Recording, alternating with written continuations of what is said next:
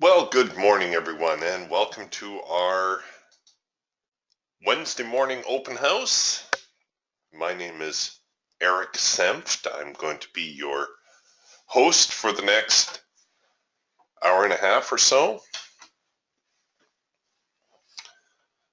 For those of you who are new to our trading room, welcome. What you're looking at here is the diversified trading system.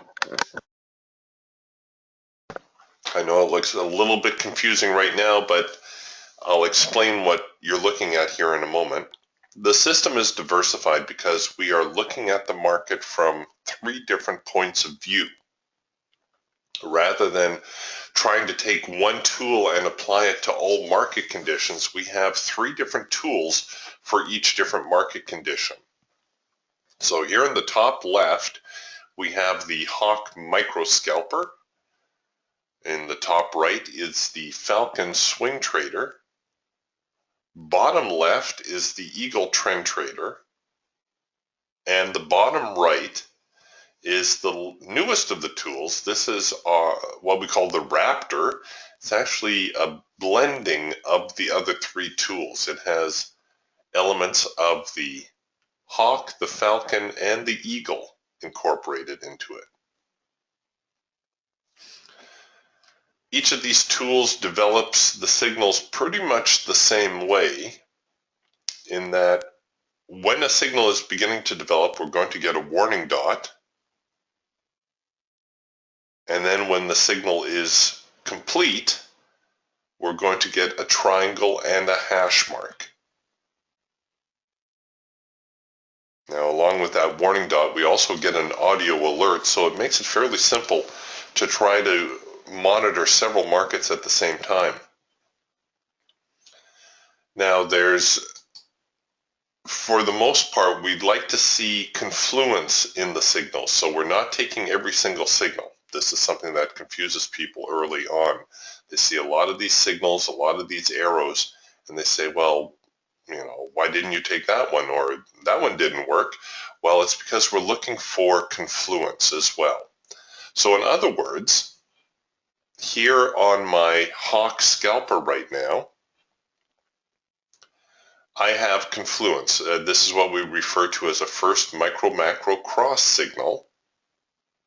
And it's when the micro line, that's this thin one, crosses the macro and everything comes into sync. In other words, we have red trend lines, red bars, red signal, red filter. Everything is red. This is actually a selling opportunity for us. Now, it's still early, but let me see if I can't set up to take this signal. Can I cover it up there? Yes, I can. All right, and I may actually see if we can't get a runner on this one. Oops, I need to enable my stops, get my trade manager to roll that to break even now.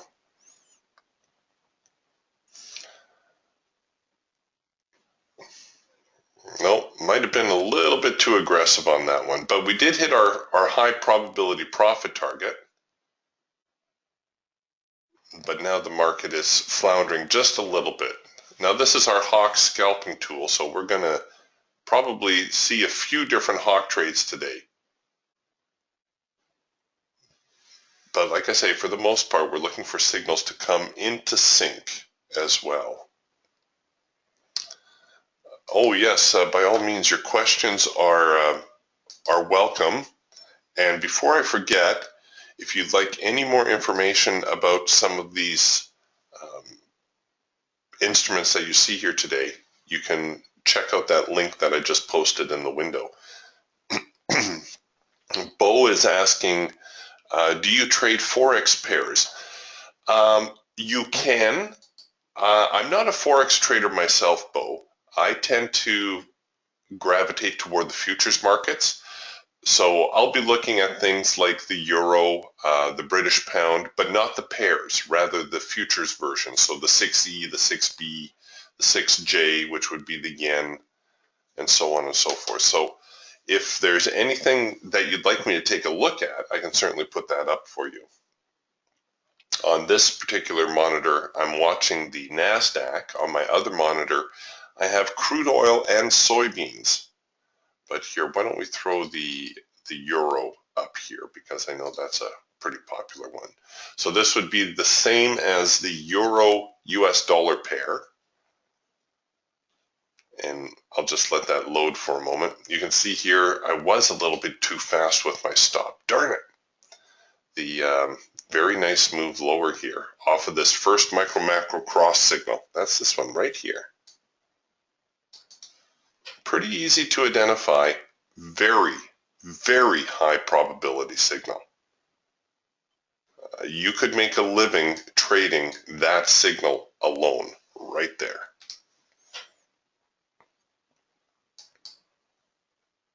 Well, we definitely had the right idea. This is our Falcon swing trader, and you can see it's going to print signals the same way. We're going to get warning dots, audio alerts, and when the signal is complete, we're going to get triangles and hash marks. Now, just like with the hawk, we're not trading every single signal. Rather, we're looking for particular signals. One of the signals that we're looking for is the trend change signal.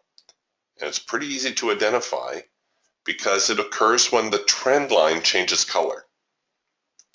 And once again, we're looking for everything to come into sync once that trend line changes color. So here the trend line goes from green to red.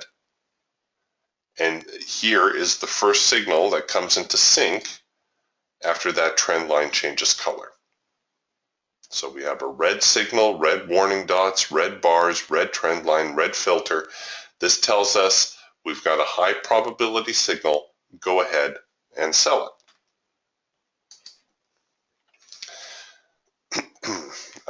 Is my 6E loaded yet? Yeah, it is. So we'll take a look at the 6E in just a moment. I'll take a quick look here at the Eagle for you. This is our Eagle trend trader. And just like the other tools, the signals develop the same way. We get warning dots, triangles, hash marks. We have this trading band on here. No, this is not an Ichimoku cloud. It looks like one, I know, but it's not. This trading band gives us our directional bias. And here too, we're looking for confluence for the most part. There are a couple of signals which are the exception, but I can get into those later. So we're looking at when our band is bullish like this, we're looking for buying opportunities. Here we're getting green bars, green buy signal, green filter. This is a buy signal for us. This is what would be called a with trend signal. And we like to see it bounce off of the hard edge of the band because that just adds a little bit more reliability to it. This morning's action, you can see very, very sideways. The Eagle actually hasn't produced a signal for us just yet. I would anticipate a little bit of profit taking here, maybe a bounce back to the soft edge of the band, and another opportunity to get short on this market. And I think that's going to be the direction du jour today. This tool here, this is our Raptor. The Raptor is, as I mentioned, a blending of the other three birds. It has elements of all three. It paints the chart according to the programming for the Hawk. Signal generation is dominated by the Falcon, and it also has elements of the Eagle. You can see it has this trading band through here, and the Eagle Trend Trader is actually programmed into this filter here at the bottom. And here too, we're looking for confluence. We're looking for a bearish band. We have a bearish band, so we're looking at a red warning dot, red bars, red sell signal, and you can see that one also had decent follow through to it. So there's a real quick overview of the three tools. I'll talk a little bit more about the trade manager here, a very important component, and then some of the add-ons like the Geiger counter that you see here. And Joe is also asking about the 30-year bond, which, yes, I will take a look at. Let's take a look here at the euro real quick as we wait for the NASDAQ to consolidate somewhat. So here's the euro. And this is the euro on the hawk.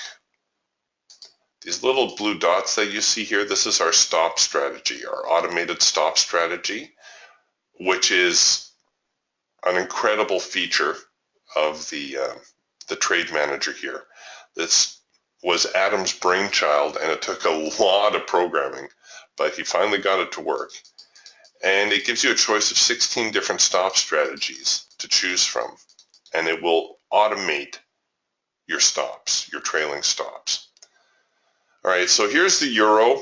You can see we had some decent signals. Here's a first micro macro cross about an hour and a half before the North American Open. Here's a first micro macro cross to the downside. Little bit of choppiness through here. Once the hawk starts producing all these yellow bar clusters, you know you're going to be in a sideways market. Our filter is broken up, our bars are broken up, everything is out of sync. This tells you you're in a sideways market. Best stand aside, at least until you get outside of that. Here's another first micro macro cross that had decent follow through to it. Here's a red bar buy, which is another one of our hawk signals. Now this tends to be a weaker signal, believe it or not. You wouldn't know it from that follow through. But here's a red bar buy opportunity. A lot of times you can just use these as an early warning. They tend to develop toward the end of a trend. This here is our macro pullback signal. And this is one also. The macro pullback signal occurs when the market pulls back to the macro line. That's this heavy line right here. And then the micro line goes out of sync. So everything stays in sync except the micro line, very high probability signal. London Open was right here, or was it? Nope, sorry. London Open was right here.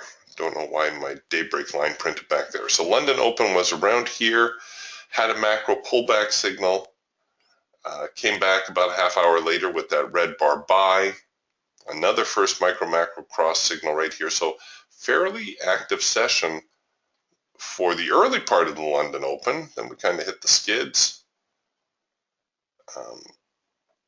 First micro macro cross lower, took a little bit of heat, and first micro macro cross higher right here.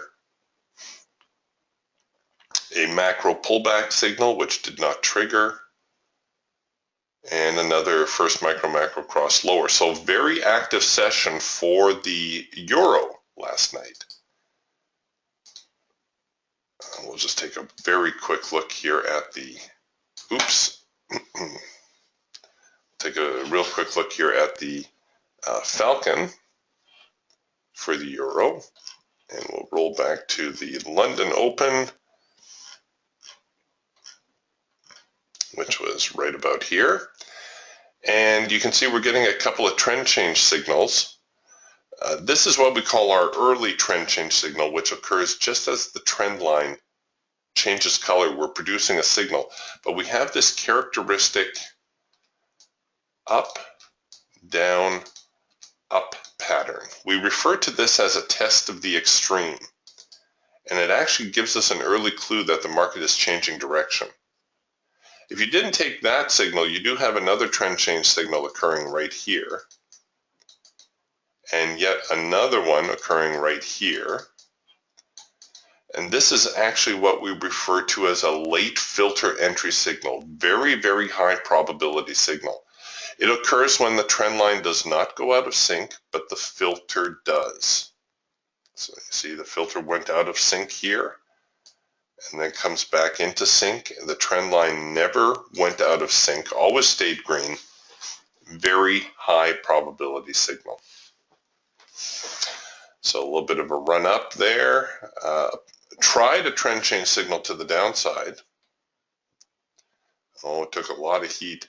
This one would really depend where you had your stop. Because it's counter trend, if you kept your stop above here, let's see, could you have managed to ride that out. No, look at that, stinkers.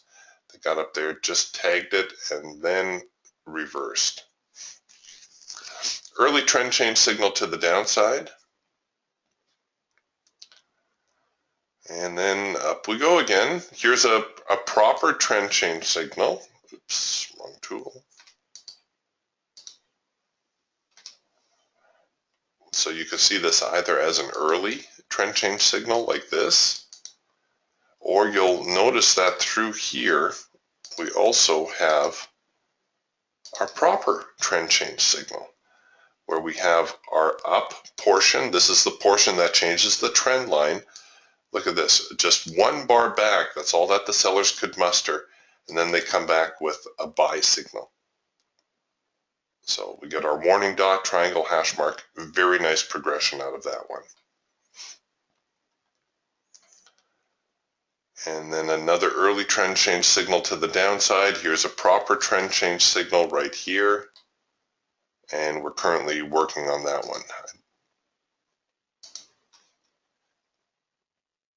Let me put that back on the shelf, and I'm sorry my charts have disappeared. One second, here they come.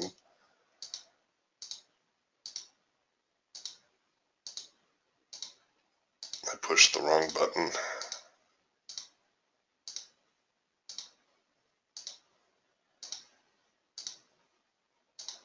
All right. Oh, I'm still missing one. Where'd you go? There we go.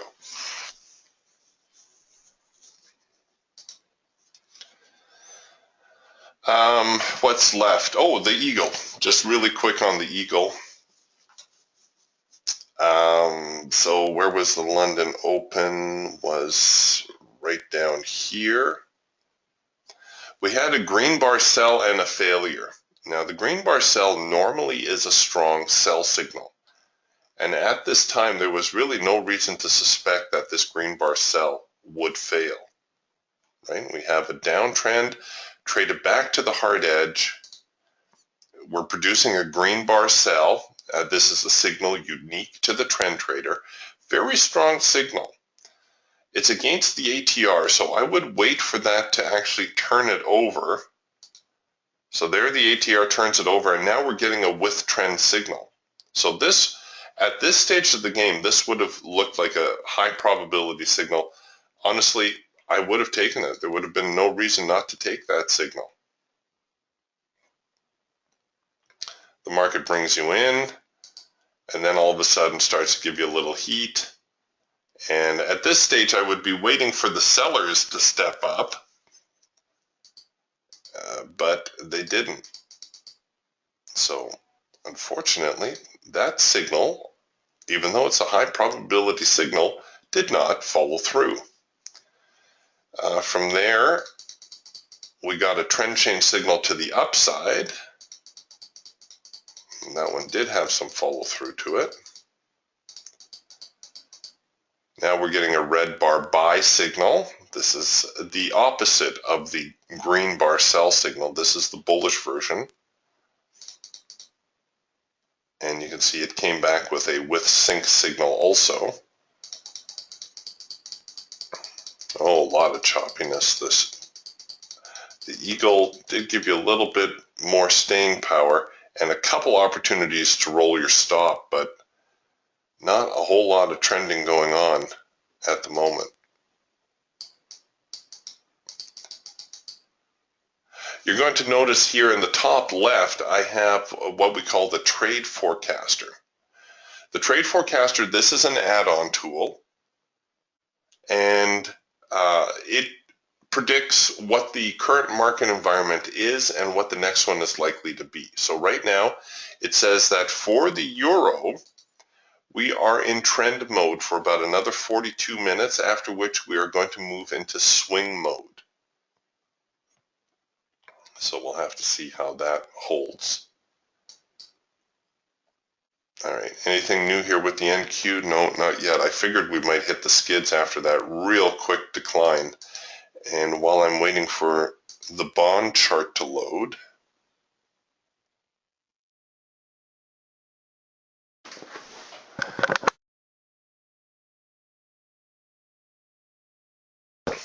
I got a question here from Christopher. Christopher asks, do traders make a living off the Raptor alone? Honestly, Chris, I don't know. The Raptor is our newest tool, so I haven't had that much feedback from it yet.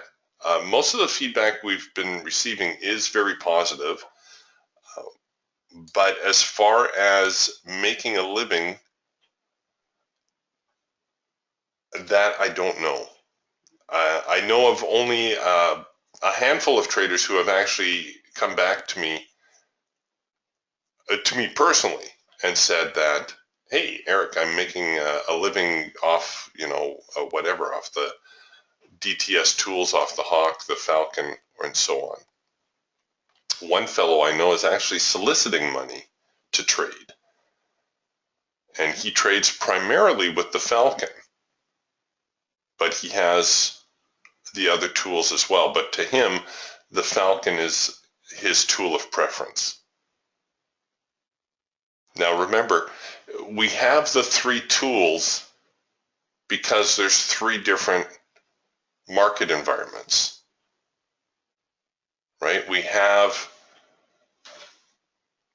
well, let's put it this way. My grandfather always used to say, if the only tool you have is a hammer, then every problem seems to look like a nail, right? So you've probably experienced for yourself how some days your trading works and other days your trading doesn't, right? One day you're going in, everything is working fine, your signals are working, everything is working. The next day you go back and you can't buy a winning trade.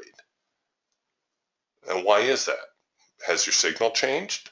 No, probably not. You're probably still looking at the same moving averages or the same Bollinger Bands or the same stochastics or whatever it is you're using, but something's not working. So what do people do is, well, they start throwing more stuff on their charts, right? Somebody tells them, oh, hey, you got to check out whatever. I can't think of an indicator right now. RSI. You got to check out RSI. So then they go throw RSI on their charts, and somebody says, oh, hey, you got to team RSI with momentum, and then they put momentum on their chart, and before you know it, they have so much stuff on their charts they can't see what they're doing. What happened, however, what they failed to recognize is that the market environment that they were trading has changed.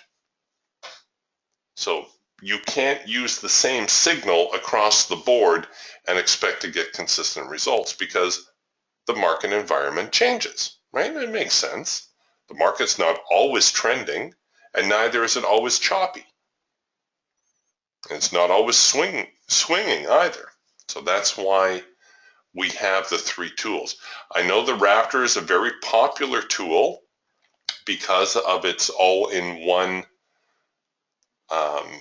format. But if you're looking to, and a lot of people like it too because you're just watching the one chart instead of the three charts. I'm not sure why that seems to throw some people, but it does. For me personally, it doesn't seem to be an issue because of the audio alerts. So right now we're not getting audio alerts, but if I hear scalp, well, all I need to do is look here at my scalp chart. All right, okay, I got a warning dot. This looks like a green bar sell. Maybe I'll take a look at selling this. Right? And then it comes time to, well, what should my risk exposure be? Where am I going to place my stops? And so on and so forth. So I allow the tool to notify me of a trading opportunity, and then it becomes my decision whether or not I'm going to take the trade.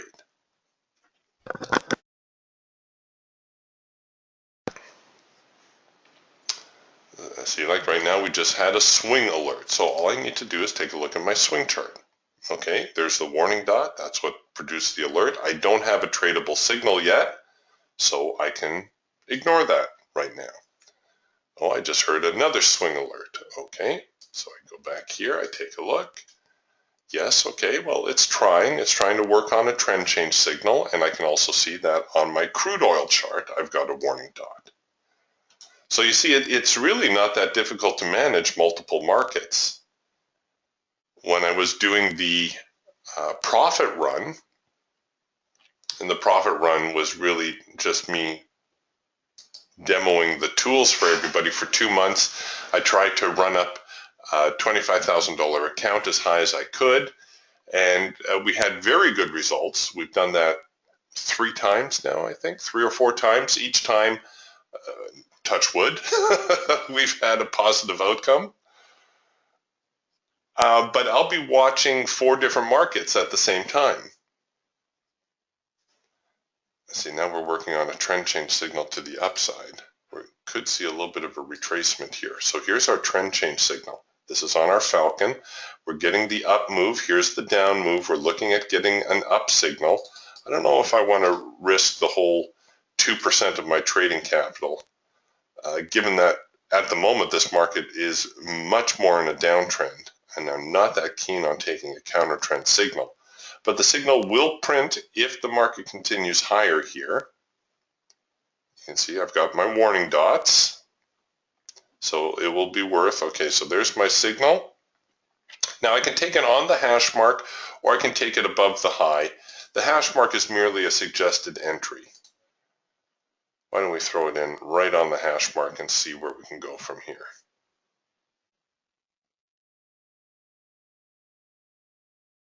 Now the beauty of the trade manager is it's going to always control my risk exposure. So that allows me to leave a reasonable stop on the trade. I don't have to jam my stop in really, really tight, because my risk amount will always be the same regardless of where I put my stop, right? Because I'm risking a percentage of my account. So if you're trading, say, a $10,000 account and you're going to risk 2%, your risk will always be 2%. Whether you place the trade tight, or your stop's tight, or your stop loose, it will always be 2%. And I'll demonstrate that a little bit more. And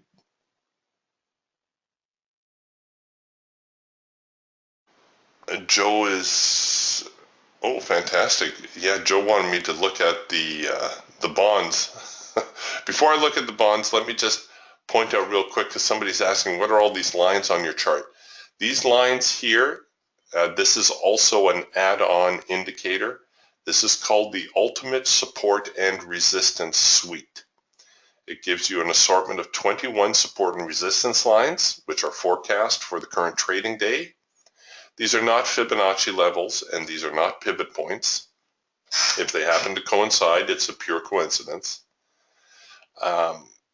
This gold line here is our median line. The blue lines above and below are primary resistance and primary support. And you can see that right now we're taking a little bit, we're struggling with this secondary support line right here. And I'm looking to maybe trade it back up to the primary support. That would be that blue line right there.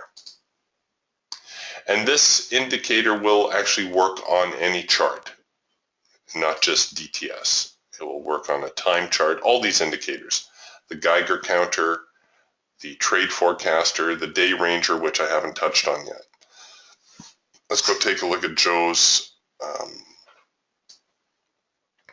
bond trade. Okay, oh, very nice. Okay, so the bonds opened, or just prior to the open, we had a sell signal here. This is our trend change signal. Remember, our trend line changes color.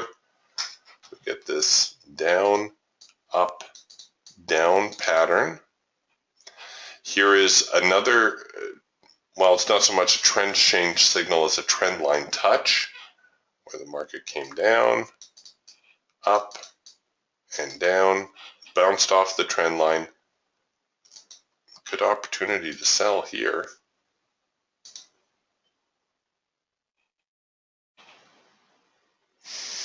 The bonds are interesting. They say the bond traders are the smartest traders in the world. I used to watch a bond chart, not so much to trade it, but just to compare it. Because if the bonds were going down, there was a very good chance that the stock market would rally.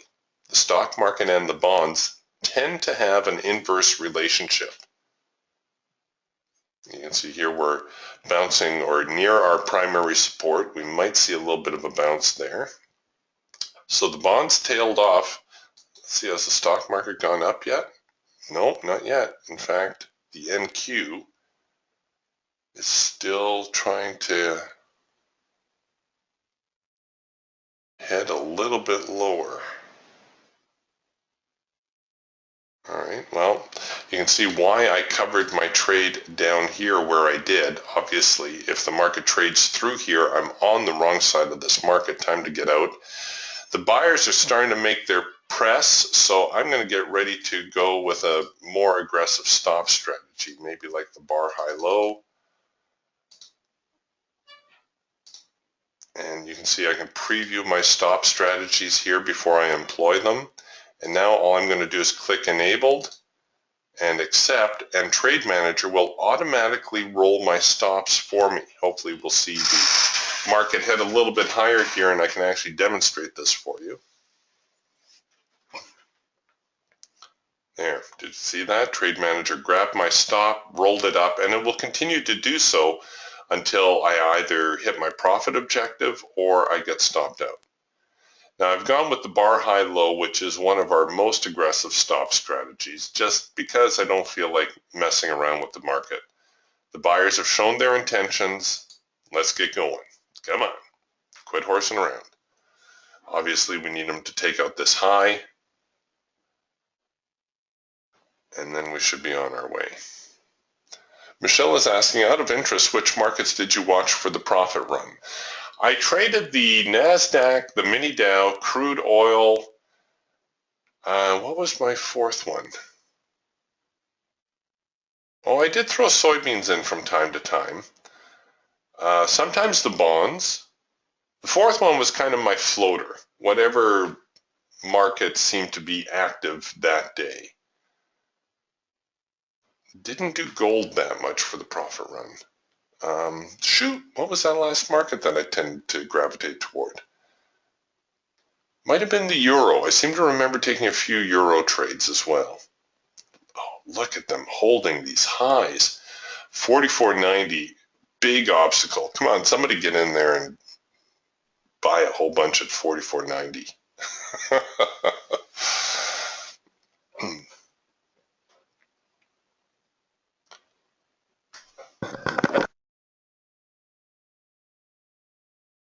Oh, thanks, Joe. Joe says he's going to go in there and toss in a huge buy order.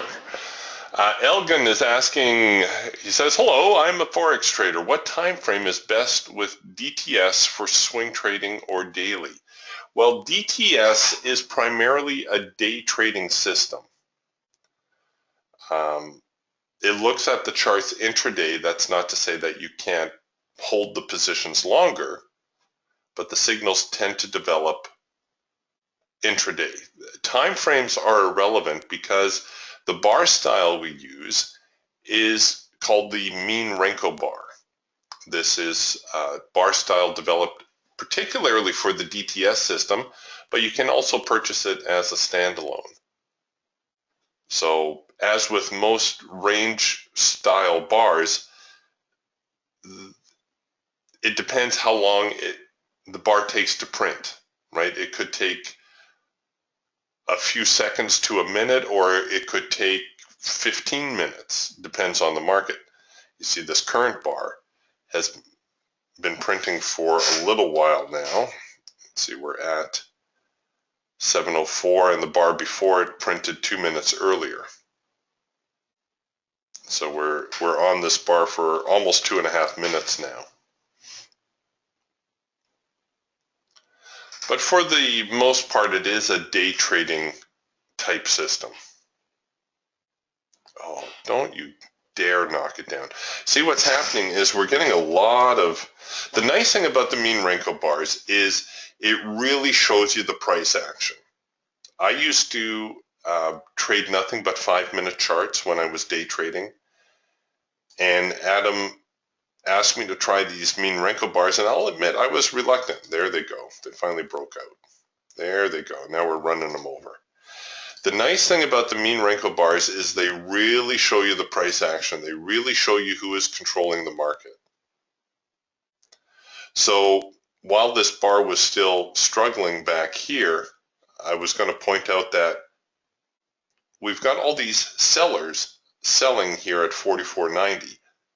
But where do you think their stop losses are? Well, they're right above. So once the market finally, that's why I was having such a hard time with 44.90. Once it finally poked through 44.90, then we start triggering all these buy stops. And Joe's order for 10,000 buy orders at 44.90 finally came through. Thanks, Joe. And we're almost to our break-even trigger. And so then we started to engage some of these buyers, or their exit orders, the sellers' exit orders. And here the sellers are trying to knock it down again. I could take this trade to break even, but you know what? I'll just let the trade manager do its thing. We do have the break even panic button right here, where I can force the trade to go to break even. But like I said, it really shows you who is in control of the market. That's why when we took the buy signal and the market came down and the buyers started to push again, I knew this was the last chance the buyers had to rally the market. This is not information you can get off of a time-based chart. Or, well, no, you can't really. This gives you kind of a look at the price flow from the inside. Now we're going to hit our break-even trigger here in a moment. Trade Manager will automatically roll the trade to break even for me. And you can set the break-even triggers wherever you want. You can preset these.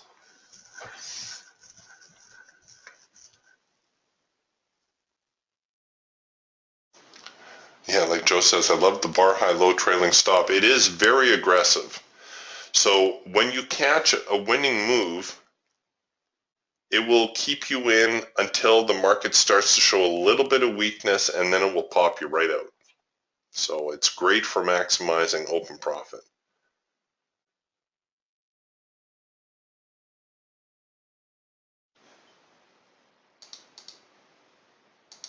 Elgin says, I'm a Forex trader and I joined a little bit late. Could we take a look at some Forex markets? I'm not a Forex trader per se, Elgin. Okay, we just hit our break-even stop. You can see the stop is now at break-even +1, so at least the broker is going to get paid. I look at the futures versions of the Forex market. All right, we're just about to hit our profit objective. Get up there, you. Come on. There we go. All right, so a nice little trend change signal trade. Pretty good progression. Market's got a little bit of room to go here. Wouldn't be surprised if we saw it get right up here to the median line around 4,500, 4,501.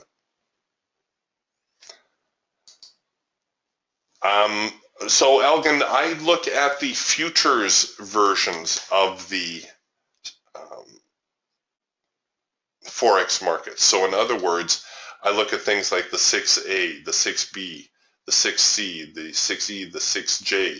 So this is the Aussie dollar, the British pound, the Canadian dollar, the euro, and the yen, which is exactly the same as the, the US pairings of those. So here is the British pound. And this is the British pound on our Hawk scalper.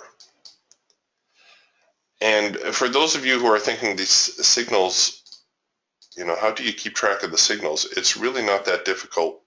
We review them every day in our trading room, but we've also got what we call a cheat sheet where it highlights the highest probability signals for you. So these are, out of your hawk signals, these are the signals you're going to concentrate on finding. So you're going to look at things like your first micro-macro cross, your macro pullback where everything stays in sync except the micro line. It goes out of sync. A 4-arrow consolidation. The post 4-arrow consolidation, or which coincidentally is another macro pullback. And then your red bar buy or green bar sell. So you can see they're really not that difficult to identify. So here on our hawk for our British pound, you can already, I'm sure you can already spot these macro pullback signals. They're fairly obvious, where the micro line goes out of sync, but everything else stays in sync, and you can see those had some nice follow through. This one I would not have taken because of the yellow bar, right? They have to stay in sync. This one here, I shouldn't include that yellow bar there. I'm going to confuse you. There, that one right there. Everything is in sync except the micro line. The micro line went out of sync. So we engaged the signal, took a little bit of heat, but the market rallied, hit our profit objective. This here, the signal here, does not meet any of our criteria. So this is actually a signal I would ignore. This was unfortunate. This should have been a first micro-macro cross, but this darn yellow bar went about a tick too low and changed the bar color. Here's another first micro-macro, or sorry, not a macro pullback signal. Here's a first micro-macro cross signal. Okay, here's something you're not going to see many room moderators show you. This is a first micro-macro cross signal to the downside, but a very high probability signal. But watch this. So there's our hash mark, which is a suggested entry. We probably would cover it, probably about there. And the signal failed. Yes, it's true. The signals are very good, but they're not 100%, which is why we rely on the trade manager. The trade manager protects us so that we never risk more than we can afford. We control our risk right here. So currently I have it set at 2%. So that means I don't need to strangle my trade. I don't need to set up my stops like this in order to try to get a tradable trade. Note the risk amount is $437, give or take. If I risk the trade up here, oh look, the risk amount is still about the same, still about $450. What if I risk it way up here? Well, okay, rounding error, but the risk still more or less the same, still in that ballpark, around $400. Did you notice what changed, however? What changed is our quantity, right? Now, as a futures trader, I deal in smaller lots than you Forex traders will. Futures traders, I'm talking, 2 contracts, 4 contracts, and 10 contracts. Forex traders, you're going to be talking like a 2,000 lot, a 4,000 lot, and a 10,000 lot. But the principle remains the same. And this doesn't matter whether you're trading futures or Forex or stocks or ETFs or anything. You want to control your risk amount. Now, don't freak out at this amount here. This amount is what I can afford. Right? For you, it might be more, it might be less. But the fact of the matter is it's 2% of my trading capital. So if I take, worst case scenario, if I take a hit for $450, yes, it's unpleasant, but it's not going to ruin my account. Now, if that seems like too much to you, well, dial down the risk amount. If you're looking at this trade and you say, okay, market's been in a big uptrend, maybe this is just going to shape up to be like a bear flag or a bull flag. I don't really have that much confidence in this first micro-macro cross. I'm going to dial down the risk amount, so I'm only risking 1% of my capital. I'll run my stop way up here to give myself a lot of staying power. You see what I mean about running a deeper stop? You don't need to worry about it because you're never going to risk more than you can afford. And then you can hang on as long as you want, or this gives you a lot of management options, a lot of time to start rolling the stops. So back here, where the market actually committed to moving lower, I would have taken my stop from up here, and now I would have started to bring it down. So even when the market reversed, even though I initially had $200 at risk, I probably would have taken a hit for about $100, which is not that big a deal,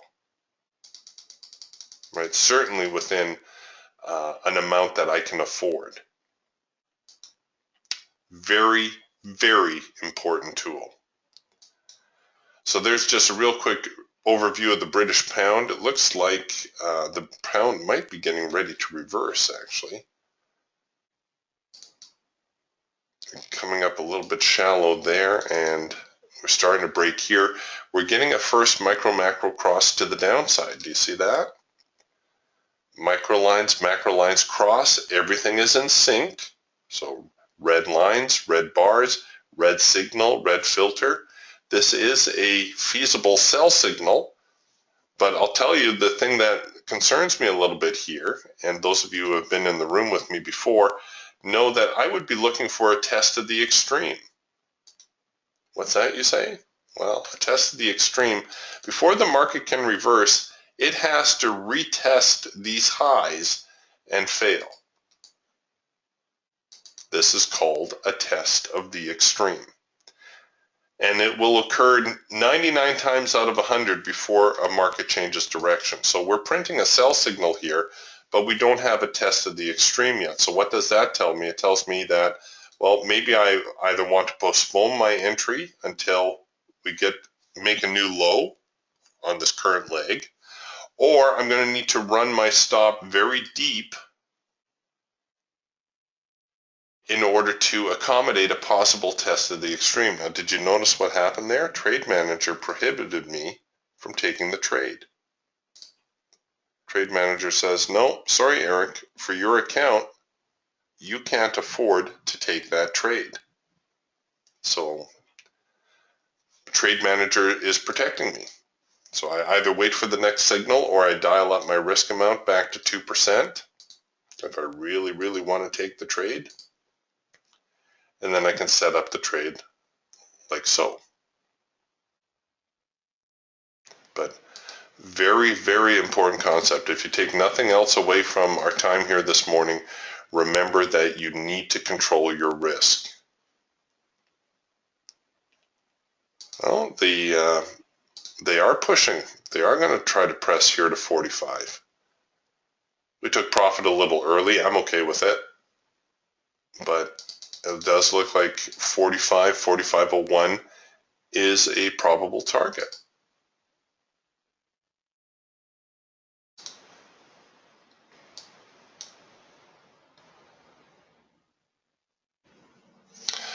Larry is asking about the trade room. He says, you said every day in the trade room. Is there a trade room during the week for members? Yes, Larry. And the trade room it has two purposes.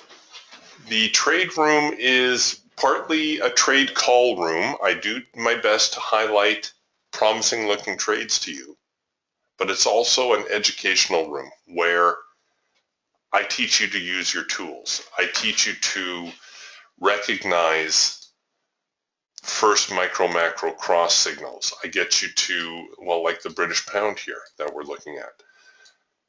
Here's the British pound. I get you to know that, yes, this is a first micro macro cross, but I don't necessarily want to jump in on it blindly like that.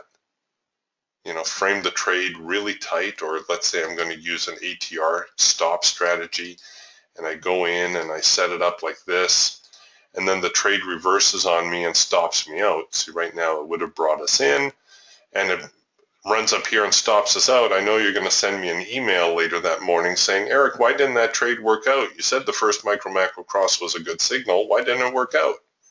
Well, it didn't work out because we didn't have the test of the extreme yet. It's not to say this is our scalping target, right? It's not to say it can't drift down here, hit our scalp target before the test of the extreme. It's just that if I were looking at taking this signal,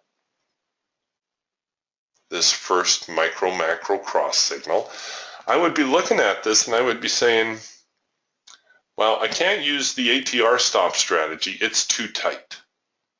Right? There's a good probability here the market will try to retest the highs, fail before it heads lower. So if I really want to take this signal right here, I got to give myself some staying power. I got to give myself some room so that the market can do one of these, fail, and then head lower. So if by chance it brings me in early before it's really committed to head lower, then I've got an opportunity to ride out a pullback. What a lot of people don't realize is trading is a lot about probabilities. So here the market brings us in. We're floundering a little bit. I'm confident it will head lower, but I don't know if it's going to go higher yet. See, that's the problem. That's why I'm needing to run a very deep stop on this trade. The signals are high probability, no question, but you got to use your head a little bit too. So I'll just leave that on there. We'll see how that develops and we'll come back to that.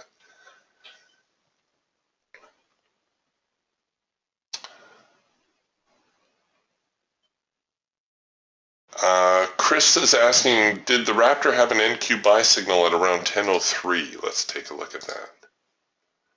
Yes, this is our trend change signal right here. So the band just flipped over. We're producing a buy signal. Now this is another one of these scenarios where I'll tell you, you got to do a little bit of head scratching because what is the primary direction this morning? Which direction has been paying off? Well, the market's made a substantial move lower, right?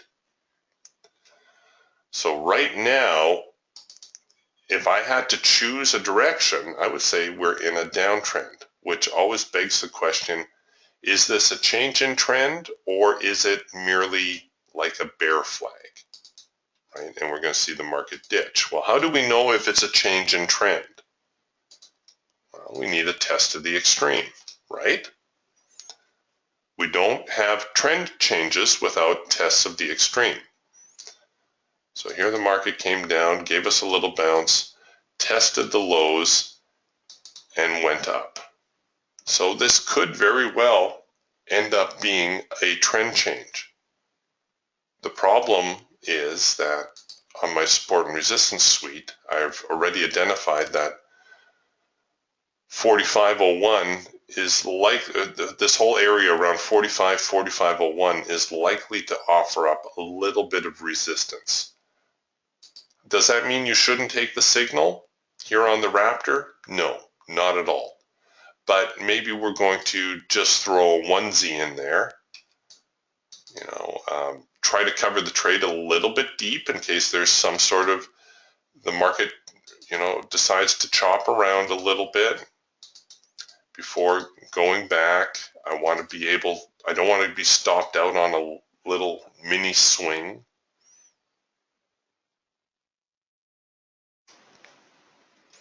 Our Geiger counter, it was bearish there for the moment, or pardon me, bullish for the moment, which is nice because the Geiger counter tends to forecast what the prices will do. The Geiger counter follows it's a visual of the time and sales, the bid and ask. You can see the bid and ask are right here. You can see the dial, which way it's swinging. Our needle at the moment is very bearish. It's quite red, but you can see that we did have some buying going on through here. Right now, the sellers are laying it on, which you would anticipate, right? Because as I said, the market has been in a downtrend.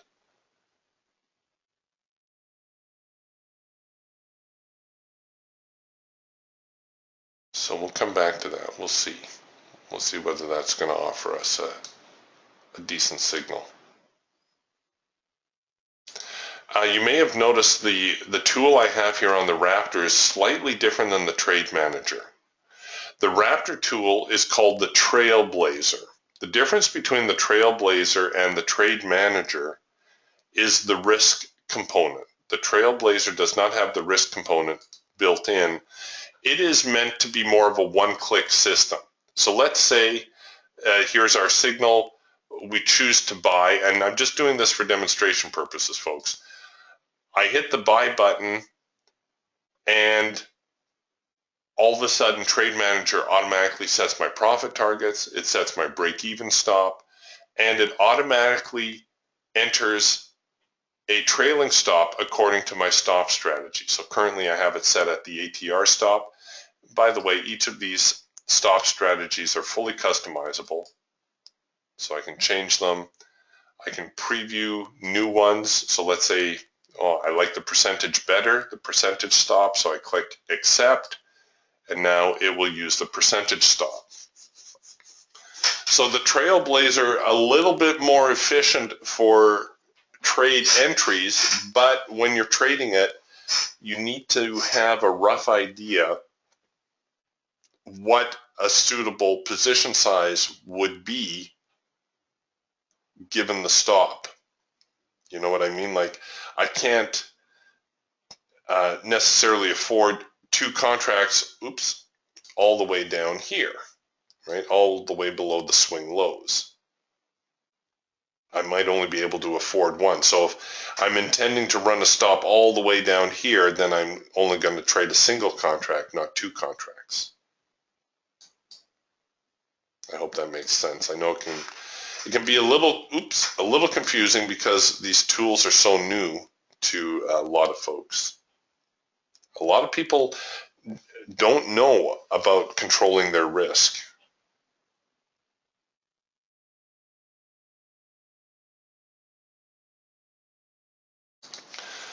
Okay, so here's our British pound trade. So here's the first micro macro cross signal. You can see the market did slip lower, hit our profit objective. It may bounce higher now and give us that test of the extreme, but that was the logic for setting up the trade the way I did. But once again, you can see high probability signal, good follow through. You're going to find that we have high probability targets for each of our tools as well, each of the birds. And you will be amazed how many times the market will hit the high probability target and then reverse.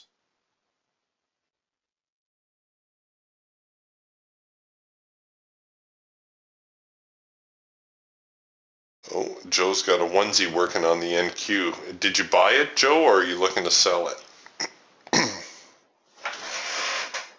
I think you went long on that one.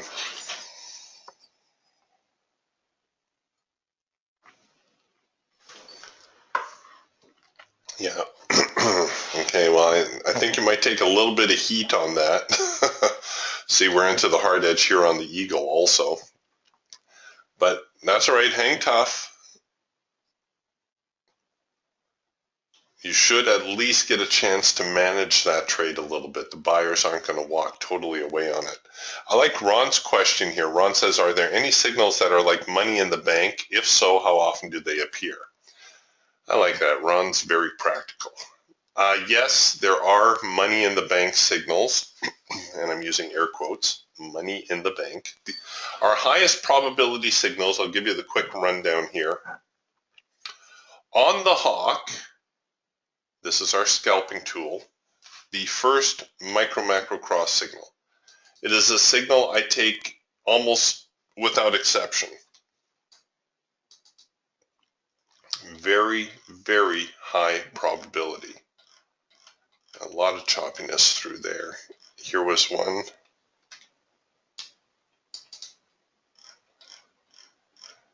See, when you get all these yellow bar clusters, a lot of times I'll tell folks you got to wait for the market to get outside of there before you consider taking a trade, and then you can wait for the breakout, the retest, and the move higher, or here the breakout, the retest, and the move lower.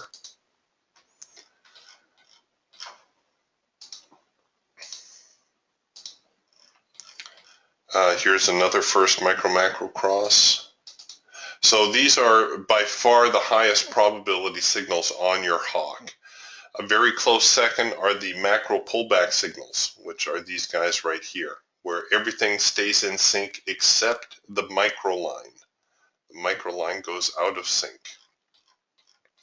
Here's another macro pullback signal. You can see that had very good follow through. Here's a first micro-macro cross. So those are your high probability signals on your hawk scalper. And like I say, signals that I will take almost without exception. Your Falcon swing trader, you have two very high probability signals. You have your trend change signal, which occurs when the trend line changes color. Normally you have this push through the market that changes the color. You see in this case, the buyers react and then the sellers come back with a sell signal. Very, very high probability signal. And we had one of these markets was showing me a late filter entry. Which one? See, here's another trend change signal right here. Very high probability signal. Easy to identify. Trend line changes color. Get that. Signal printing, everything is in sync. And where is my late filter entry signal? Okay, we're going to pretend here for a moment. We're going to pretend that these bars down here are red or yellow, not green. I'll stop it. Okay, so we're just pretending now that the filter went out of sync down here. The late filter entry signal occurs when the filter goes out of sync but the trend line does not.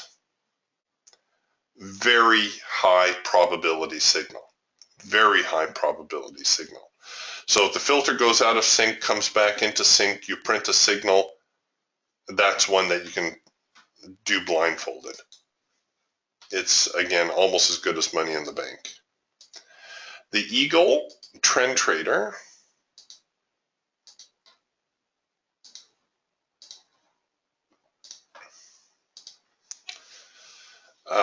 We have got normally the trend change signal. The first signal that prints after a trend change is very high probability. So you can see our band went from bearish to bullish, and our first signal printed right through here. That had good follow through. Usually red bar buys on an uptrend like this. So the market retreats to the hard edge of the band. The bars actually turn red, suggesting they're a little bit bearish, but then they come back with a buy signal. This tends to be a very high probability trade, although this time I think it failed. Yeah, that time it didn't work out. So red bar buys tend to be high probability in an uptrend. Let me see if I can find you a decent one. Oh, there you go. This is how they normally work.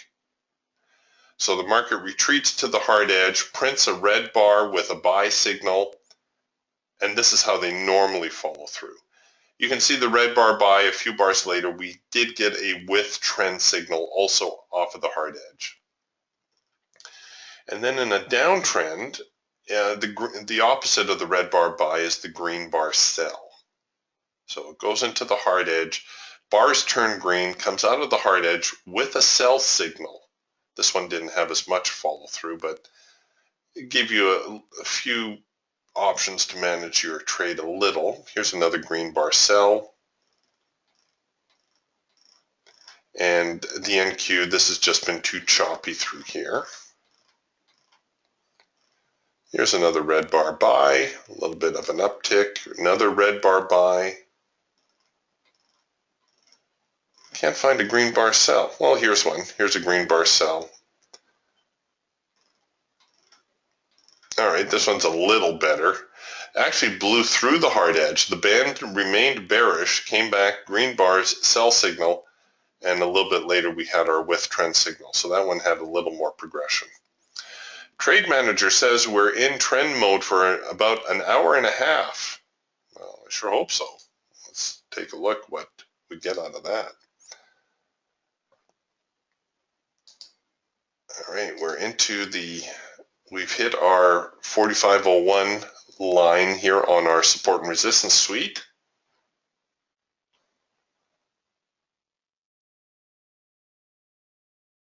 We should see the sellers step up here soon.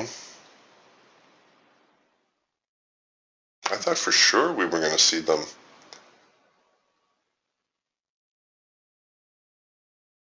head lower today.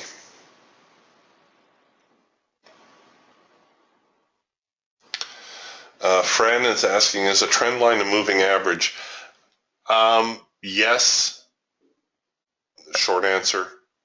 They're customized moving averages.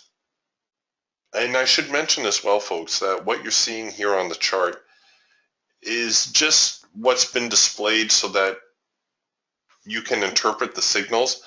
There's actually a lot of programming going on behind the scenes here. So it isn't just, moving average lines crossing over. These are actually customized moving averages developed by Indicator Warehouse. But there's about a half a dozen parameters that need to be met for each signal to print. Some of them are momentum based, some of them are volume based, some of them are price based. There's a fair amount of criteria, however. I suppose that's why the system is as reliable as it is. So we just hit our break-even trigger, and you can see the stops rolled from here to the break-even.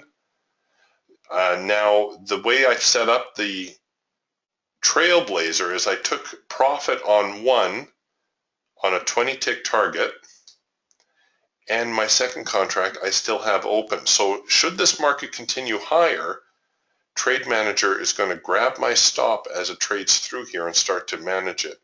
And in fact, I might get a little bit more aggressive with that stop also. Let's see what parabolics are looking like. Yeah, let's go with parabolics. All right, so I'm at break even. As the parabolics, if the market continues higher, the parabolics will grab my stop, and then the Trailblazer will manage my stop according to the parabolics. So a huge feature, that automation of your stop management. It enables you to look away, right? It really allows you to look away, consider other markets, knowing that you have an active stop strategy in place. Yeah, I know. Joe says, there goes my NQ. Good call, Joe. I didn't think they were going to blow through 4501, but look at you.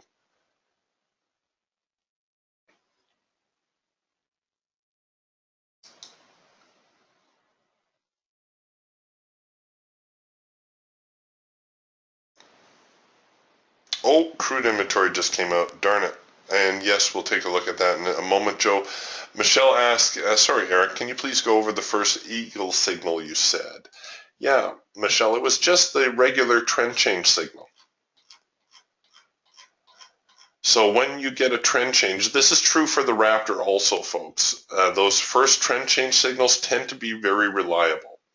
So our band goes from bearish to bullish, and here is our first trend change signal right through here.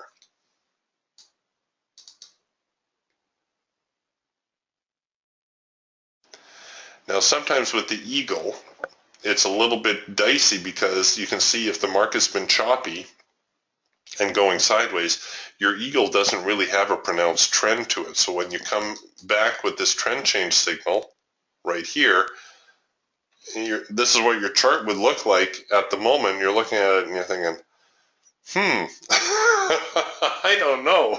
I don't know if I want to do anything with that. So then you wait and you get a bounce off of the ATR, and then the market comes back and it's challenging again, and now you're thinking, oh, all right, well, maybe this is a trend change. Maybe we're going to challenge the top end of the trading. Once again, the mean Renko bar is giving me a lot more information here than your regular time or tick-based chart. So what I would do is I would actually let this market flip over the ATR. So this bar here that changed the ATR, now I would think about buying above there And I would risk it at least below this swing low. Ideally, I'd risk it below there just to give myself a little staying power, right? I don't want the market to bring me in, flop around a little bit, retest the lows, get stopped out here only to see the market continue higher. Like, how many times has that happened to you? The market comes down, tags you for a tick or two, and then reverses and goes the other way. I don't want that, so I'm going to hold my stop back as far as I can. Remember, my risk exposure stays constant. If I enter above here and risk it down here, my risk exposure is still $400. The difference is I'm taking 2 contracts, whereas if I risk it down here, it's still $400, but I'm only taking 1 contract. So I'm just trying to give myself a little staying power, skew the probabilities in my favor, and there goes the market. It was never a contest. But better safe than sorry, right?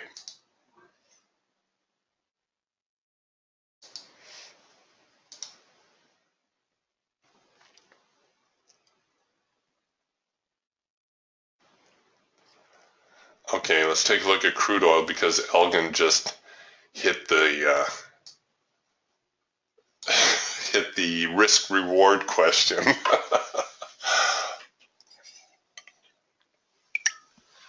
Oh yes. Okay. Elgin says that wasn't even a 1-to-1 risk reward. What are you doing, man? I'll explain it to you here in a moment. And I can already see in my mind's eye, those of you who have heard my little rant before, your eyes are rolling back in your head saying, please, no. But it's very important. All right, so here was crude inventory. A lot of times going into crude inventory, if there is, the market will actually be going sideways. Not today. Today is very much in a downtrend. It looks like the traders already knew which way it was going to go. Oh, here's a late filter entry signal right here. So trend line does not change color. Filter does change color, comes back into sync, very high probability signal. What I was going to tell you is that going into crude inventory, if the market's moving sideways, like let's say this was going into crude inventory, I'll bracket the order. I'll place an order to sell below, to buy above, and just let the breakout fill me. But today wasn't an issue. The market tailed off and is still tailing off. Huge, huge move in crude oil this morning. Might be working on yet another late filter entry signal right here. The late filter entries are like the macro pullbacks that we see in the hawk, but like the macro pullbacks, we only see about 2, maybe 3 within a trend. So same thing with the late filter entry signal here on the Falcon. We don't want to see too many of them. I become more suspicious as they keep printing. Right, so the first one, very high probability. Second one, yeah, I'll probably go for it. Third one, starting to wonder. Right? I also know that from experience, crude oil tends to move about 100 ticks a day. That'd be $1,000. And we've done that quite easy. Oh, shoot. Thanks, Michelle. Michelle says, Eric, you're on the old crude. I changed it, but for whatever reason, it didn't take. Thank you, Michelle. Let's try that again. Yes, here we go. Here's July crude, and this was going into inventory right here. Oh, this was a little bit more range bound. So we could bracket the range like this. A trading friend of mine, there we go. So we have a range like this, the market trading somewhere in the middle around inventory release. A friend of mine likes to let the market, there's 2 different ways to trade the report. It depends how aggressive you want to be. If there's an established range, you can bracket it above the high and the low and let the breakout bring you in. A friend of mine prefers to let the report hit the floor, let the dust settle after about the first minute or two, and then he'll take a trade. So the choice is yours. Let's see how this one worked out. If we bracket the range initially like this, the market's floundering a little bit through the release, a lot of action. Okay, now we're about a couple minutes in. Yeah, they actually didn't do very much yet, and now they're breaking to the downside. So you could have taken a breakout. You could have tightened your range a little bit, taken a breakout here, but we're working on a possible trend change signal here to the downside now. See, our trend line has changed color. Here's the down portion. Here comes the up portion. Let's see if we come back with another down portion and a sell signal, and that will be a saleable market.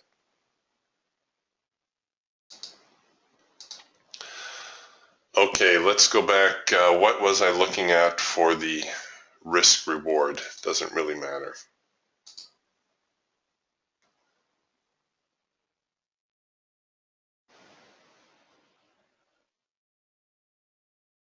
Brian's asking, what value do you use on the Raptor, and do you use an 8 or 12 filter? I've been experimenting with the filter on the Raptor. I use an 8-tick bar. I currently have the filter set at 10 and the cloud set at 8. I've been playing with the settings a little bit.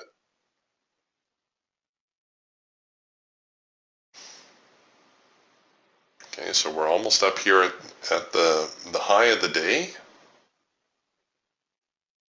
Wow. I tell you, the NQ, they will not give it up. I can't tell you how many times how many times I've tried to short the NQ only to watch them continue to rally.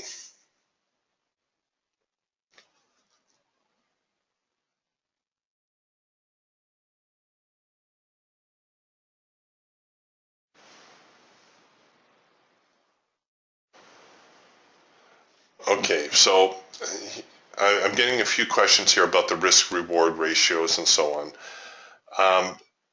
Chris is asking, are your targets based on risk? No, they are based on probabilities. Angelo is asking, is it always a 20 tick on the NQ? No. Your targets are high probability targets are based, well, on high probabilities. So our scalping target is, we have a $50 per contract target. The Falcon is $100 per contract, and the Eagle is $200 per contract. Now, if $50 per contract doesn't sound like a lot of money to you, you're wrong. No, what I'm trying to say is when you're trading, see, here's a common misconception about trading. People think that they need to have a lot of opportunities or a lot of signals in order to be a successful trader. And I suppose it's a common mindset, right? Because in the non-trading world, the more you do, the more you earn. Many of you will have heard me mention a story about a fellow who came to me for coaching and said, Eric, I want you to show me how I can take 100, I want to be a scalper, I want to take 100 trades a day. That, in his mind, that's what a scalper did. And I told him, I said, you'll never be successful taking 100 trades a day. I wasn't surprised when he didn't come back. You don't become wealthier by taking more trades. Trading is all about probabilities. It is not, I repeat, it is not about risk-reward ratios. A lot of people think trading, is risk-reward ratios, and they're always trying to manufacture at least a 2-to-1 or a 1-to-1 or a 3-to-1 reward to risk ratio. Risk-reward ratios do not work. Traders who quote risk-reward ratios, and I'm talking professional traders, I'm not belittling the subject. but they look at risk-reward ratios in hindsight. Now, what a lot of people confuse as well is the purpose of your stop loss. Your stop loss is not there to give you a positive risk-reward ratio. So for instance, this is how most people do it.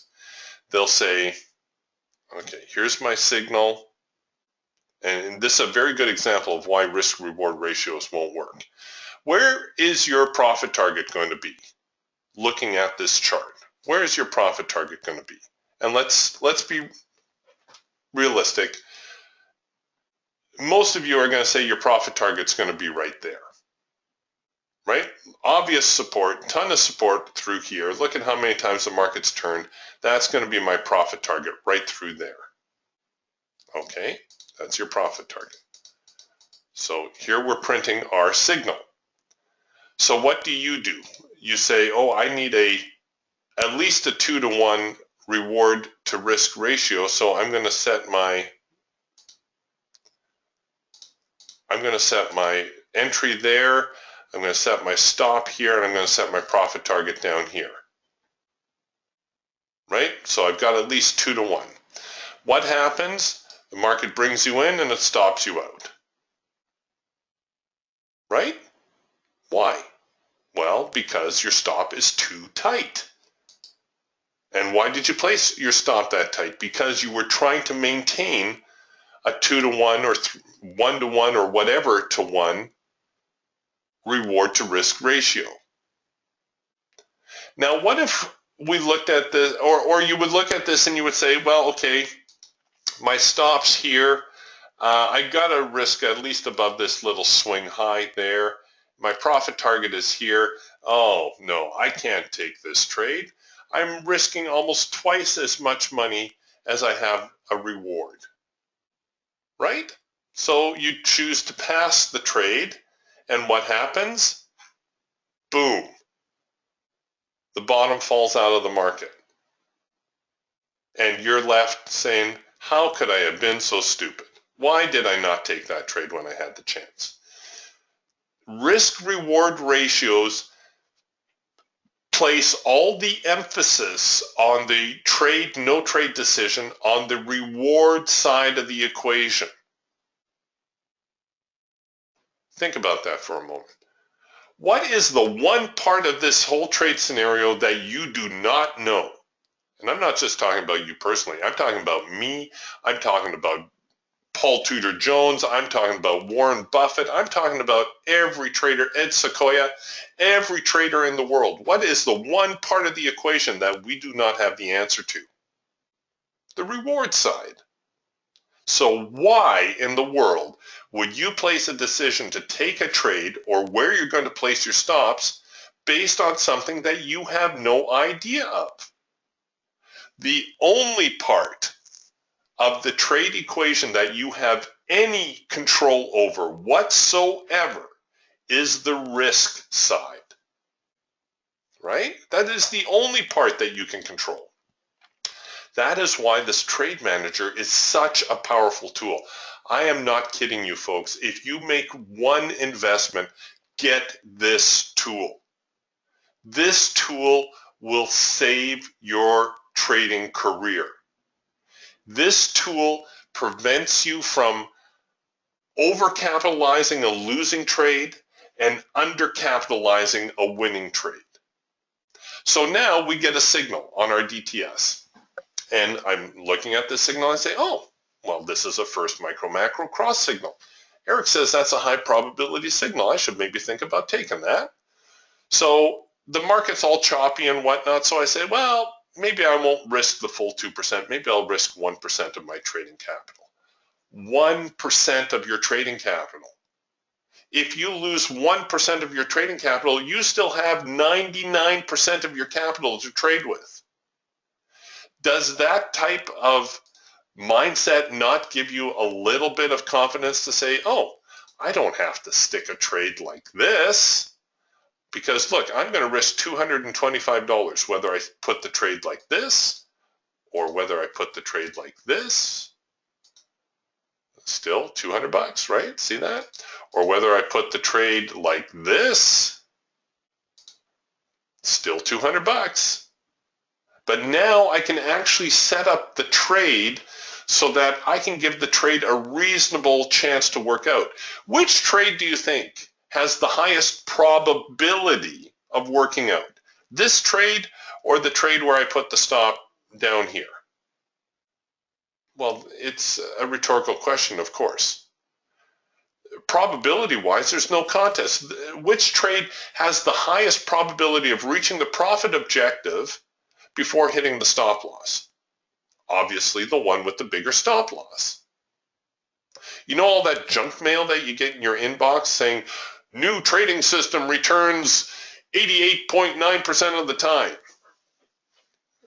And you've probably noticed over the years that they started at around 72%, and then they went to 75%, and then they went to 81%, and now they're all the way up to, almost pushing 90% accuracy. You want to know how they do it? This is how they do it. They run a tight profit target and a very loose stop. You want to know how you can have a winning signal? And this is no joke. Winning signal on the E-mini S&P 98.5% of the time. I'm not lying to you. 98.5% of the time, you will have a winning trade on the E-mini S&P if you go for one tick. That's it. One tick profit target, 98.5% of the time. Woohoo! Your broker will love you. You'll make just enough money to cover his fees and your exchange fees, and you won't make anything. The secret to trading, folks, is to give yourself a chance. Now, if I was looking at this trade, and I'm only going to throw a onesie in here, well, then I'm going to put a runner on the trade. So I'm going to change my trade manager so that it's in a running position. This is what I do a lot when I just do a onesie. And if the trade breaks and goes, well, fantastic. Then I'm in, and I've capitalized on a nice little runner. I picked up, oh, look at that, still going. So pick up a nice little move, depending, let's see, where's my stop strategy. So it looks like I'm still in. By now, I'd start feeling the heat, and I think I'd be going to a parabolic or something of that nature. And it looks like I would have been stopped out right about here. Well, that one trade alone, even on a onesie, that's got to be worth, well, there's 50, 100, 150. That's about a $200 trade just on a single. Imagine if I had actually had the nerve to trust the signal and go with my full 2%.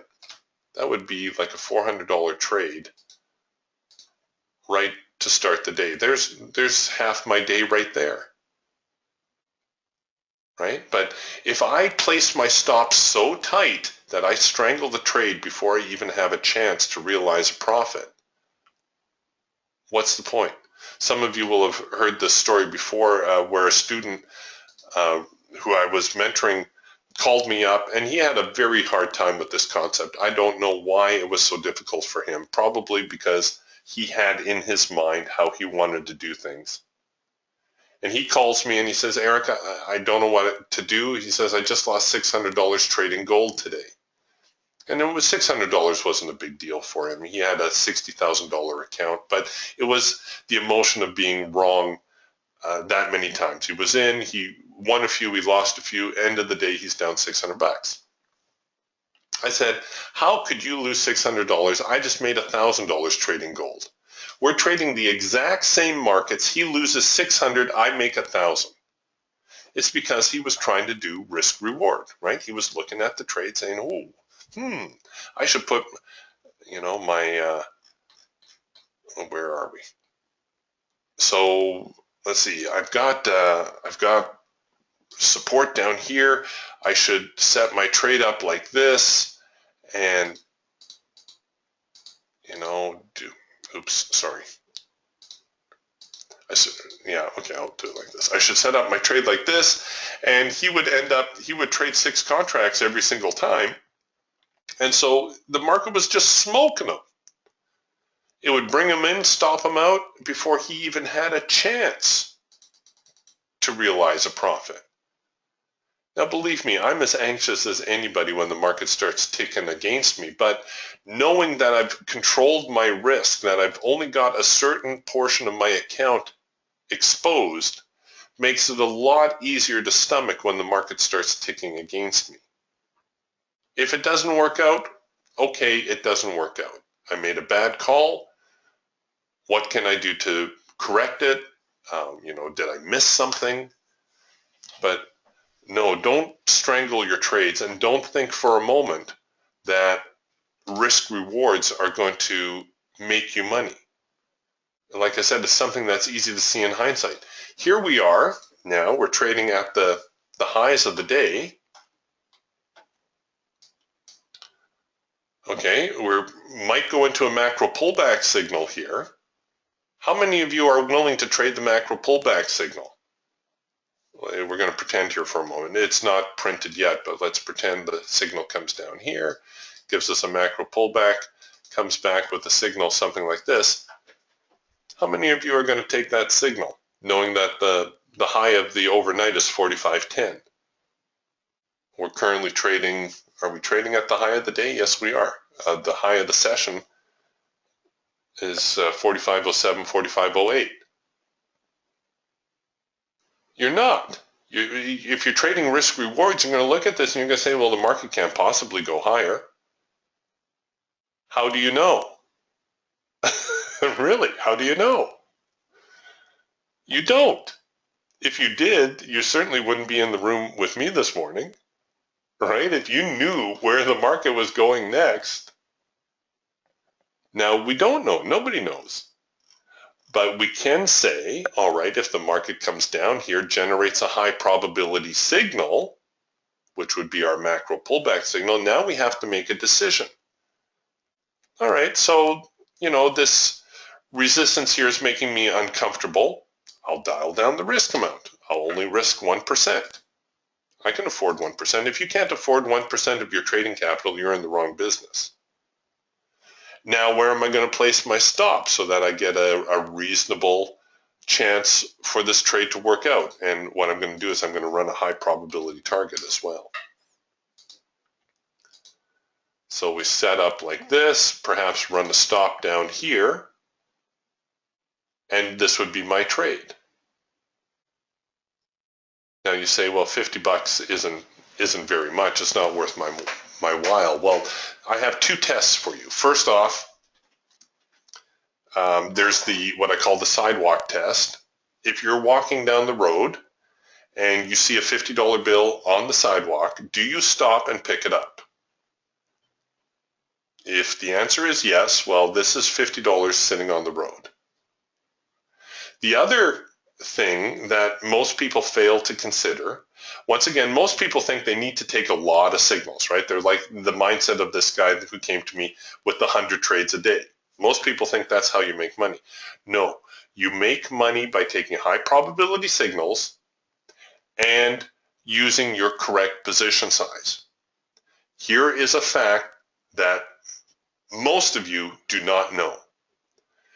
If you take just two $50 trades a day, that's it, just two $50 trades a day.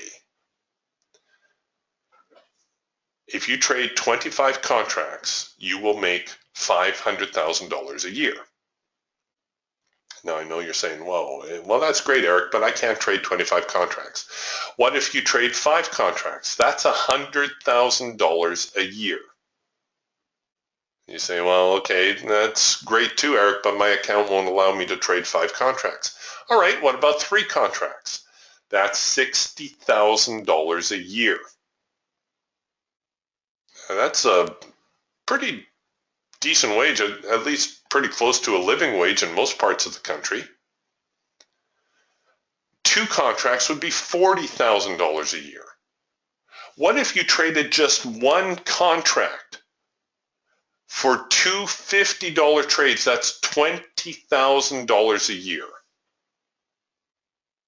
It's probably a little better than your 401k or RSP or whatever your investment portfolio is in your part of the world. It's $20,000 a year.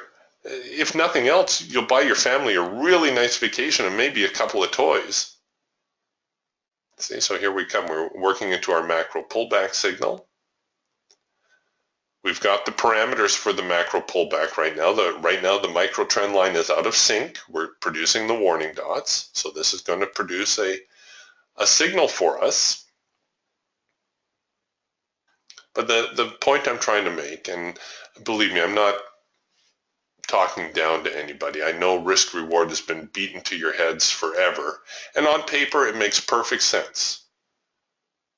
But it's really, really hard to implement in real life.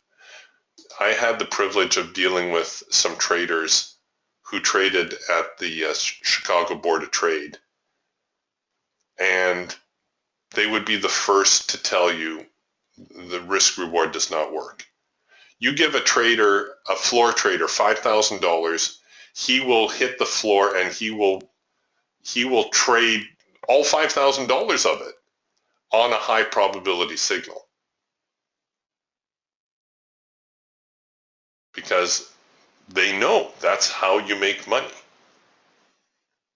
Now, I'm not saying I need you to risk all your trading capital. I don't want you doing that. I want you to maintain your risk, control your risk. That's a huge component as well.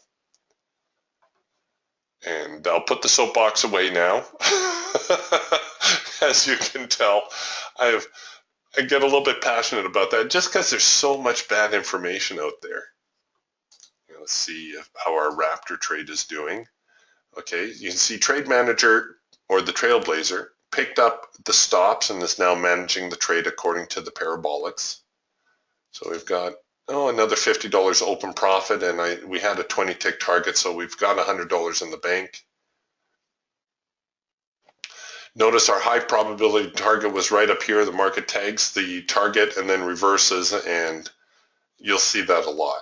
After the market hits our high probability target, there'll be some sort of little reaction.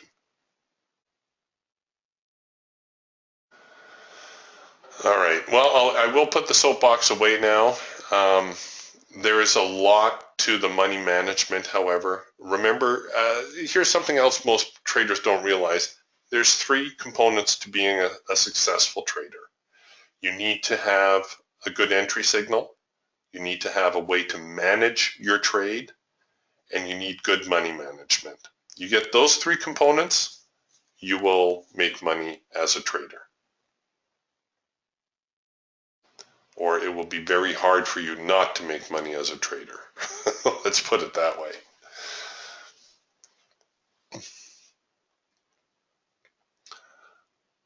Fantastic.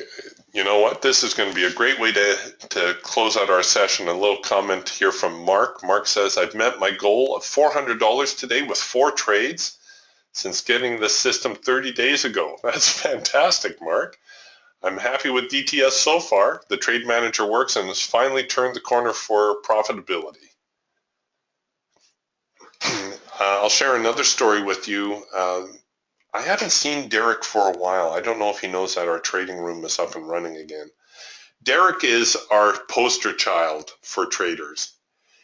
Derek was a trader for a long time. He kind of dabbled, he traded onesie twosies. He'd win a little, he'd lose a little. He never really made any progress in his trading. And then he came to us. He got the DTS system. He got the trade manager. And now he's making money. He's making money. He quit his day job. And he's actually the fellow who solicits money to trade for other people. He's come so far that not only is he trading for a living, but he's trading other people's money for them. And he's using the DTS system. And he told me, he said, Eric, tell people they will never make a living trading one lots. And it's true. You have to start trading one lots. Don't get me wrong. I'm not saying you should jump into the deep end right out of the gate. But if you're looking to trade for a living, you need to correctly capitalize your positions. And Derek will attest to this if he were here. So he would, take a signal and he would look at it and he'd throw in his 6 contracts, knowing that his risk was controlled. Never mind that it's lopsided. Never mind that he's looking to make 300 and risk 450. This 450 is only risk if the stop gets hit, right? Otherwise, the amount is irrelevant.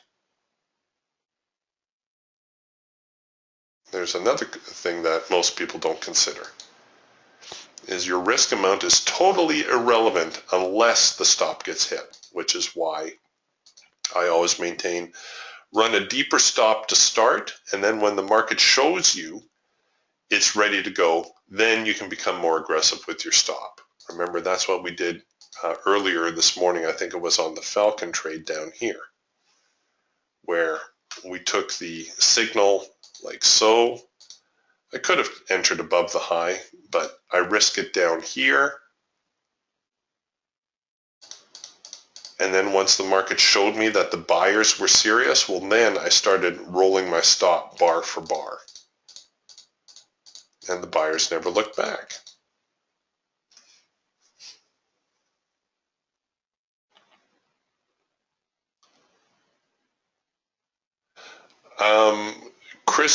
Larry says, outstanding talk about risk reward. Thanks, Larry. I know, for the people who get it, it's a real aha moment. And I know there's a few people like me who get a little bent out of shape when people who don't really know start talking about risk reward. And don't get me wrong, I used to preach risk reward to everybody also because I didn't know any better either. And then I started trading seriously and it was like, wait a minute, this doesn't work very well. I'm jamming my stops in ultra tight trying to get some sort of risk reward ratio, and I don't know the reward side of the trade, so why don't I let the trade be? Why don't I give the trade a chance? Matt Zimberg, a broker down in Florida, he was always after me saying, Eric, you're strangling your trades. Don't frame your trades so tight. Give yourself a chance to make some money. He was right. David is asking, can we take a look at crude oil on the Raptor? Absolutely, David. Let me load up crude oil here.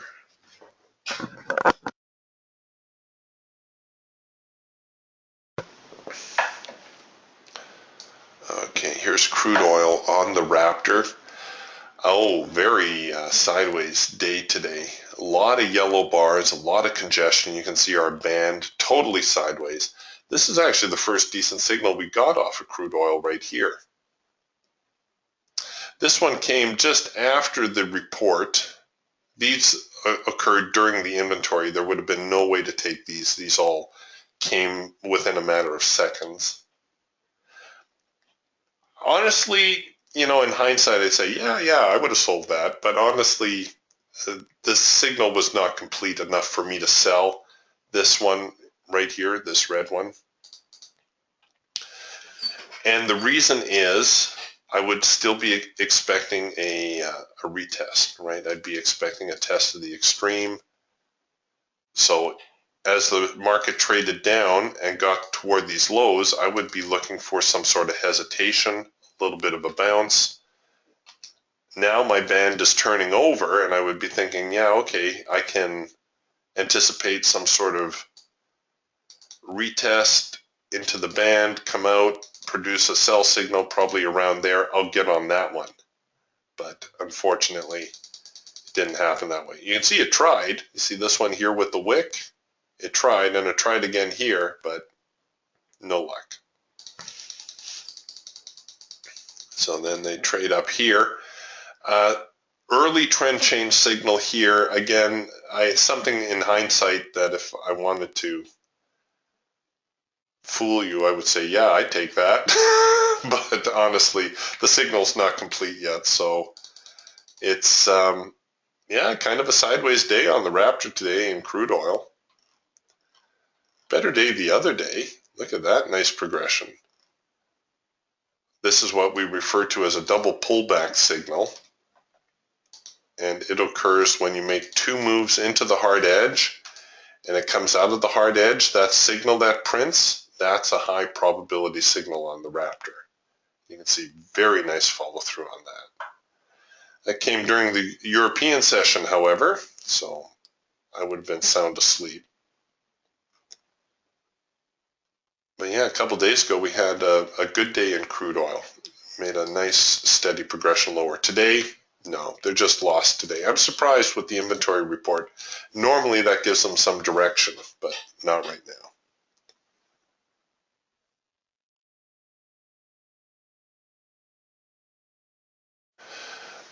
Here's a good comment from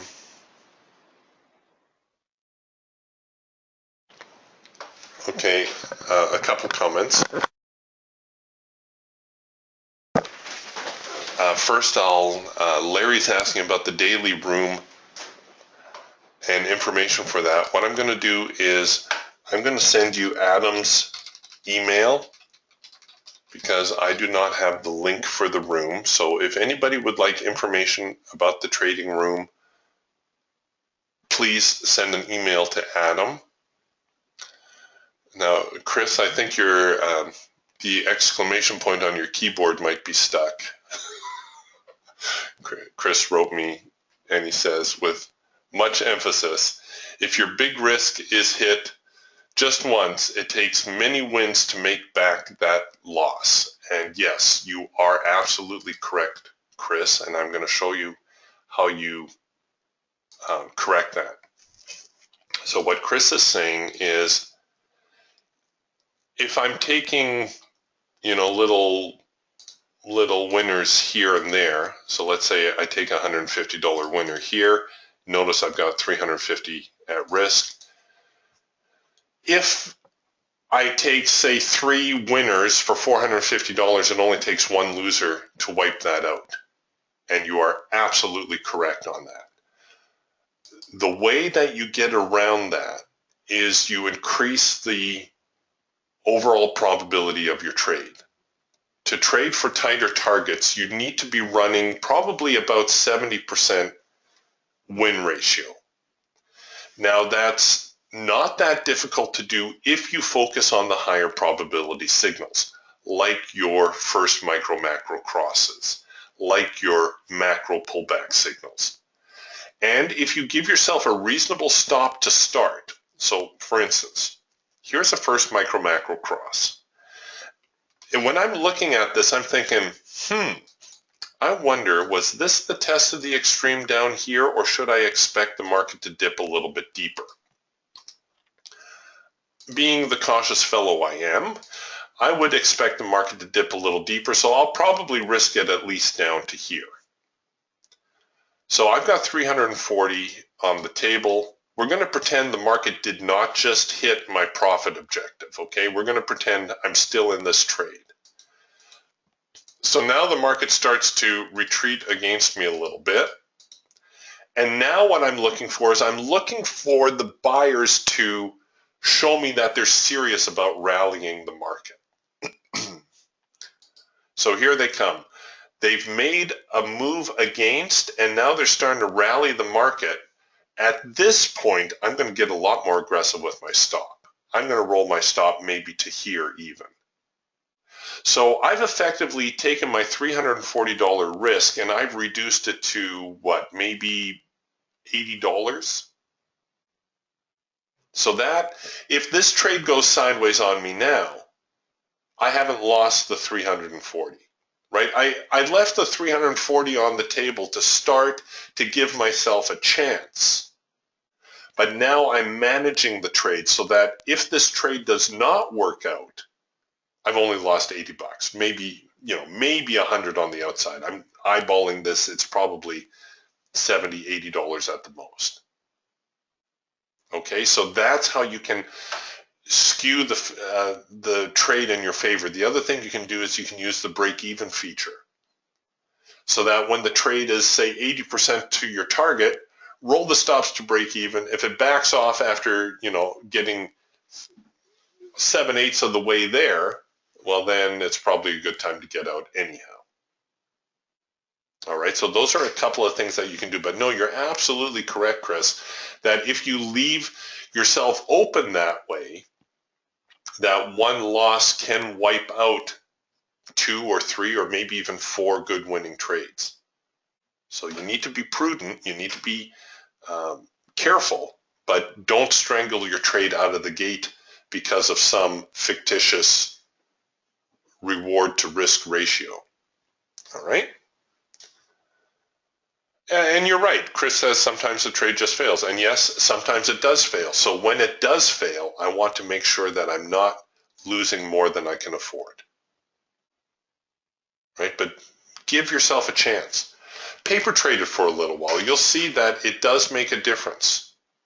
That if you give yourself a chance on the trade initially, and then tighten your stop as the market shows you its intention, run a high probability profit target.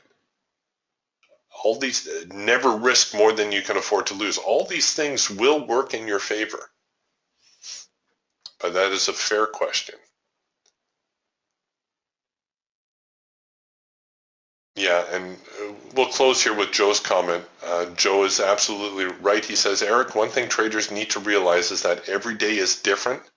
Every moment the market is unique. And that is absolutely correct. You cannot make the market do anything. Right? The market's going to do what it's going to do. Your job as a trader is to take what the market is offering. No more, no less. All right, you guys, thank you very much for your participation today. Some very heads-up questions. I hope that you found the session informative. If you have any questions about the software or some of the tools that you've seen here, you can get more information at that link that I just posted. You can also email Adam at indicatorwarehouse.com.